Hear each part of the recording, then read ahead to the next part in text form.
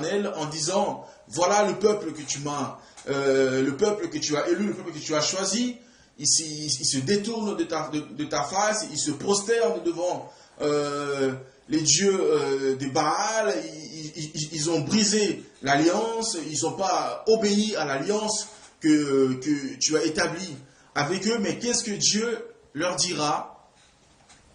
Parmi ces gens, parmi mon peuple, je me suis réservé 7000 hommes. Donc, il y en a qui sont tombés, il y en a beaucoup qui sont tombés, mais parmi son peuple, Dieu s'était réservé 7000 hommes. Ça veut dire que Dieu n'a jamais rejeté son peuple juif, israélite à 100%. Dieu n'a jamais laissé totalement ce peuple à l'écart. Vous allez m'excuser parce que j'ai un peu du mal à m'exprimer parce que je bégaye, mais c'est pas cela qui va empêcher à ce que l'évangile soit prêché.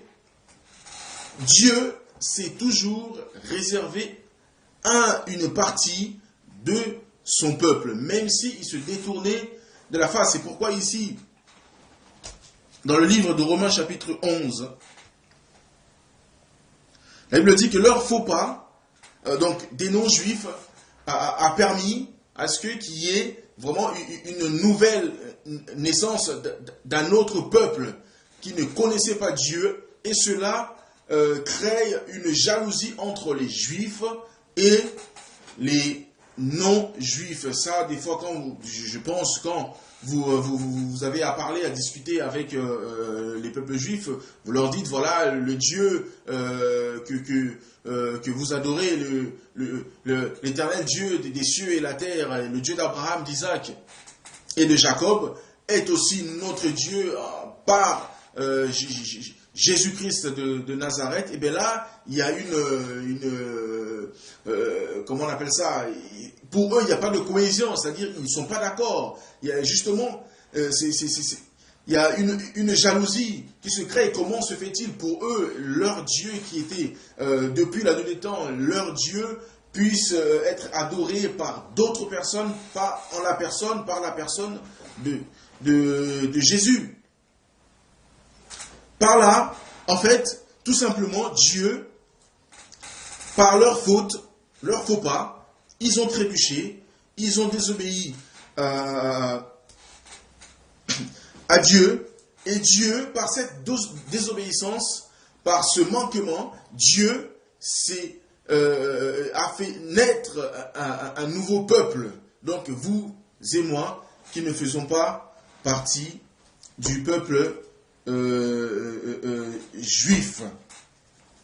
Voilà l'immense amour, je dirais, le parfait amour de Dieu. Dieu a fait en sorte qu'il y ait un peuple aimé par lui qui puisse tomber entre guillemets, afin que vous et moi, non-juifs, nous puissions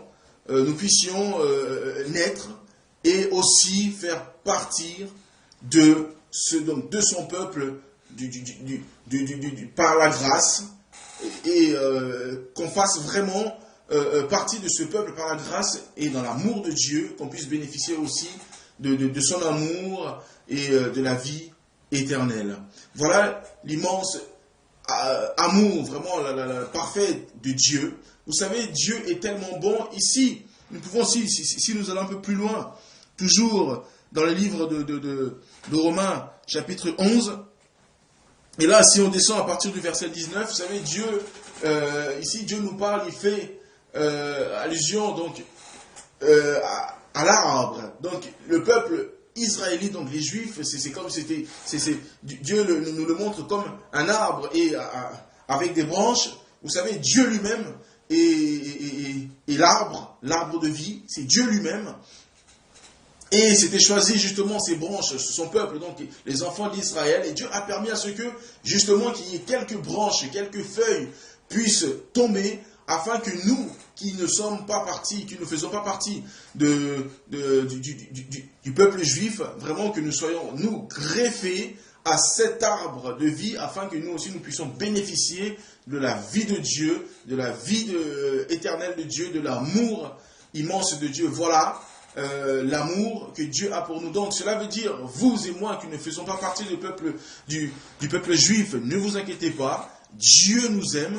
Dieu aujourd'hui s'est choisi un peuple, il s'est laissé trouver, comme le dit dans Ésaïe chapitre 65, Dieu se laisse chercher, se laisse consulter par un peuple qui ne le cherchait même pas, par un peuple qui ne le connaissait pas.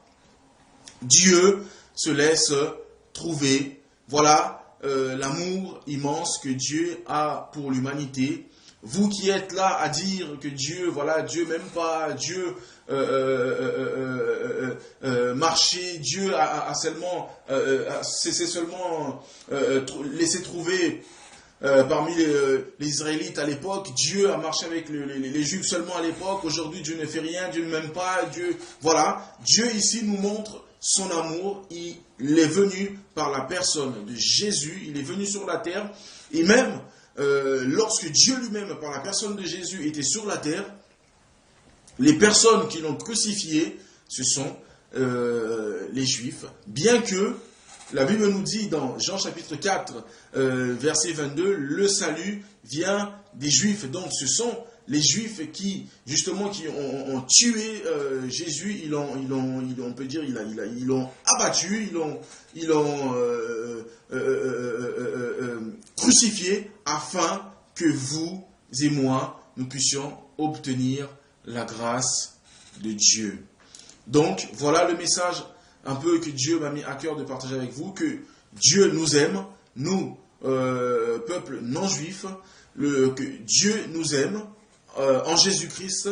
Dieu veut que vraiment nous puissions comprendre qu'il a manifesté son amour, c'est-à-dire il a permis à ce que son peuple élu puisse tomber, puisse trébucher, bien que il ne l'a pas laissé ce peuple. Dieu a un plan pour le peuple juif, mais en ce qui nous concerne, Dieu a permis à ceux qui trébuchent et que nous puissions naître et faire partie aussi de son peuple et bénéficier de son amour.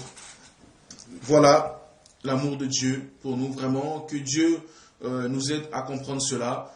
Ne pleurez pas, vous qui êtes dans les souffrances, vous qui souffrez, qui manquez, vous qui êtes malades, vous qui souffrez de tout genre, je ne sais pas, que Dieu nous aime, Dieu vous aime, il a manifesté son amour, il a envoyé son Fils Jésus-Christ, il est descendu lui-même par la personne de Jésus sur la terre, afin qu'il puisse mourir sur la croix, que le peuple élu puisse le tuer, le mettre, le crucifier, perdre sa vie et ressusciter, afin que nous obtenions la grâce en Jésus. Voilà l'amour de Jésus, l'amour parfait de Dieu.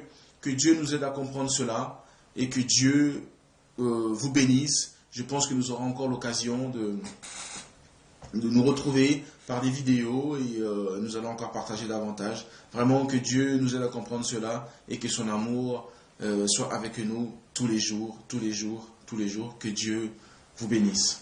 Amen.